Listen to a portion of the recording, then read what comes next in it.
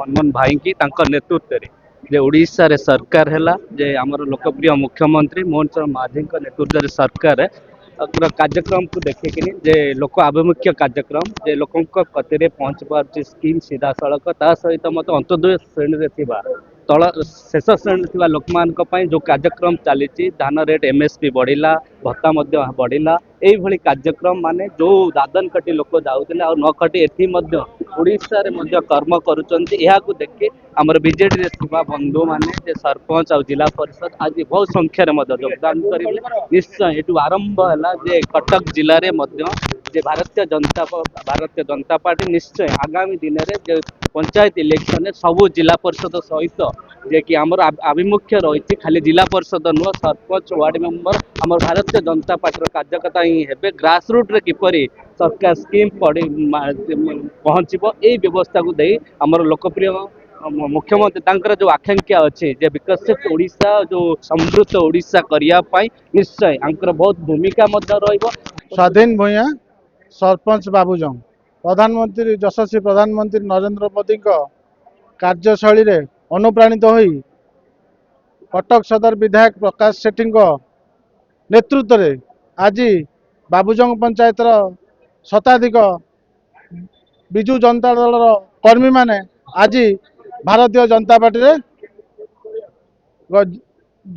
join कर Bharatiya Janata party वर्तमान जो कार्यशैली चली जो प्रकार उन्नति चली आम पद पदवी थी लोक मान पाखे सरकार सुविधा पहुँचेबू केमी से आज भारतीय जनता पार्टी रे नहीं आज्ञा सेटा तो साधारण लोक निश्चित कह आज्ञा गोटे कथा है जो मुझे बहुत दिन पूर्व भी बीजेडी थी है बीजेडी बहुत मुझे सरपंच होती सरपंच है जे कौन करवा जे हम सरकार चलीगला ठीक अच्छे सरकार गलापर आम लोक मैंने भी बहुत काम धंदा करते है आम जो स्थानीय विधायक आम के बहुत प्रकार साहाय्य करें आम के भाव नु आम लोक गुड़ा हईराण हो बहुत बिल फेल था ये ताकू भी विधायक बसिक जे दल बल निर्विशेष कहले जे नाई जी कम कर मोर समस्ते सामान भोट पूर्व गोटे अलग किए भोट दे भोट न दे अलग कथा मुझा कटक सदर निर्वाचन मंडल मुझे विधायक मोर समस्ते मो भोटर तेणु सी भी आम गाँ पुओ तेणु से एक कथा द्वितीय कथा हूँ नरेंद्र मोदी आमर जो प्रधानमंत्री एवं आमर जो आमर मुख्यमंत्री मोहन चंद्र माझी जो विकास धारा तादे आम अनुप्राणित होते मोर वार्ड मेंबर एवं मोर जो मैंने मत आज सरपंच करते बहु बार मत कहले जदि आम ये रही आमर पंचायत आगे जापर तेणु तुम निष्पत्ति नि तेणु मुझे से मत सरपंच करते मुझे जिनसा छाड़ी तेणु काली विगत राति मुख्यमंत्री से अनुभव करुच्ची कारण आमर मान्यवर मुख्यमंत्री मोहन चरण माझी जो आदर्श नीति अनुप्राणित हुई मु आज बीजेपी रे योगदान करछि मु अत्यंत खुशी एवं यह गोटे कैडर दल एथिरे माने सम्मानित अच्छी प्रति लोकप्रतिनिधि को सम्मानित अच्छी अन्य दल अपेक्षा यथेष्ट सम्मान अच्छी बीजेपी दल रे तेणु मु आज बहुत खुशी आनंदित